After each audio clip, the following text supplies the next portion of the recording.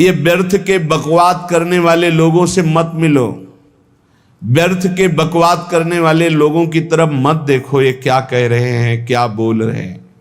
और तुम भी व्यर्थ का बकवाद मत करो। अपने समय को कीमती मान करके निरंतर प्रिया प्रीतम का नाम जप करो, उनके गुण लीला गाओ, उनकी सेवा में रहो। कभी प्रपंच की बातें, कभी प्रतिष्ठा का चिंतन, कभी नाना प्रकार के मान सम्मान का चिंतन, ये घुसने ना पावे हृदय में। बहुत सावधान रहना चाहिए साधक को।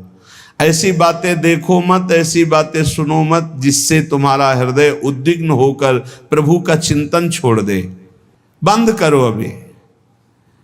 अन्य लोगों के संग का त्याग कर दो, जो भगवत विमुख वार्ता करते हैं, संत निंदा करते हैं, दूसरों की निंदा करते हैं। कुछ हाथ नहीं लगता, ये लोग दुर्गति को प्राप्त होने वाले हैं। भक्तन निंदा अति बुरी भूल करे जिन कोय, किए सुकृत बहु जन्म के छिन में दारे खोए। पर निंदा के किए ते नहीं, आवत नहीं कछुआत, मूर्ख पर्वत पाप को ले चल अपने साथ।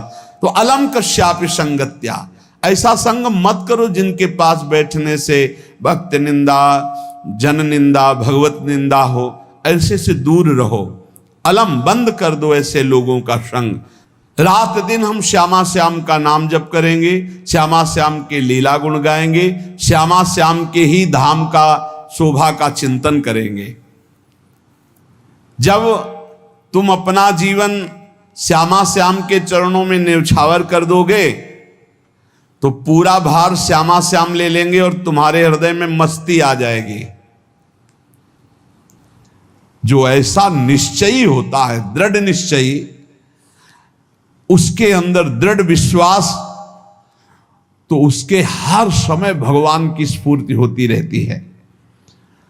भारी प्रतिकूलता में भी भगवान का सानिध्य अनुभव होता है। वो अनुकूलता में तो भगवान के दुलार को देखता है, लेकिन प्रतिकूलता में भगवान की विशेष कृपा को देखता है। ये संयोग, ये वियोग, संसार की ये द्वंद्वमयी वृत्तियां भक्तों के हृदय में नहीं चुभती। आए की हुज्जत नहीं, गए की तलाश नहीं, क्योंकि नित्य संयोग भगवत स्मृति के प्रभाव से प्रभु का रहता है। शोक, विषाद बहुत ध्यान देने योग्य विषय है। तभी लोगों को ऐसा लगता है कि ऐसा कैसे हो सकता है। भक्त के चरित्रों को जब सुनते तो लगता है ऐसा कैसे हो सकता है, ऐसी परिस्थिति में भी ऐसा कैसे हो सकता है। क्योंकि तुम मानसिक बुद्धि से युक्त हो और वो भागवतिक स्थिति से युक्त है, इसलिए तुम उसको पार पा ही नहीं सकते। जब तुम अपना जीवन श्यामा श्याम के चरणों में समर्पित कर देते हो हृदय से, फिर उनकी कृपा से सब विघ्न दूर हो जाते, एक अपार मस्ती रहती है। नहीं तो शोक, विषाद, दुख, क्लेश, कष्ट, संताप, भय, उद्वेग, ये सदैव सताते रहते हैं। इसी से डिप्रेशन होता है। बार बार नकारात्मक चिंतन, शोक, विषाद, दुख, चिंता, क्लेश, संताप, भय, उद्वेग, यही पूरे मानसिक स्तर को नष्ट कर देते हैं। उत्साहहीन जीवन हो जाता है।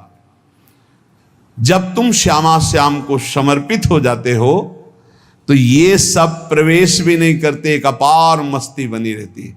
अब क्या होगा? श्यामा श्याम जो करेंगे वही होगा।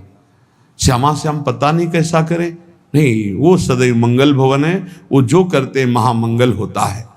यह निश्चय उपासक के हृदय में आ जाना चाहिए।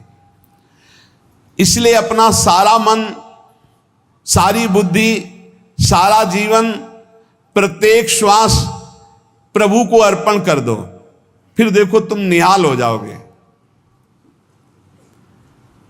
दुख, शोक, विषाद, क्लेश, कष्ट, संताप, भय, उद्वेग, ये उसी को व्यापते हैं जिसने अपने जीवन को प्रभु के चरणों में अर्पित नहीं किया।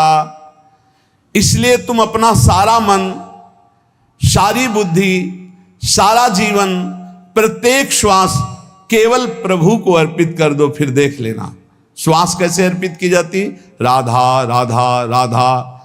बुद्धि कैसे अर्पित की जाती, एकमात्र निश्चय कि भगवत सुख ही सुख है, ये जागतिक सुख सुख नहीं, ये दुख है, ये ऐसा दलदल है जिससे आज तक कोई नहीं निकल पाया।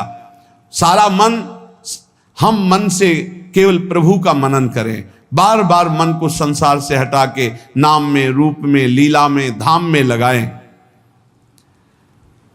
बहुत प्रसन्नता हो जाती है उस उपासक के हृदय में जो अपना मन बुद्धि प्रभु के चरणों में अर्पित कर देता। भगवान ने तो इसको बहुत उत्तम स्थिति बताया है कि मेरे से कभी वो अलग हो ही नहीं सकता यदि मन बुद्धि अर्पित कर दिया।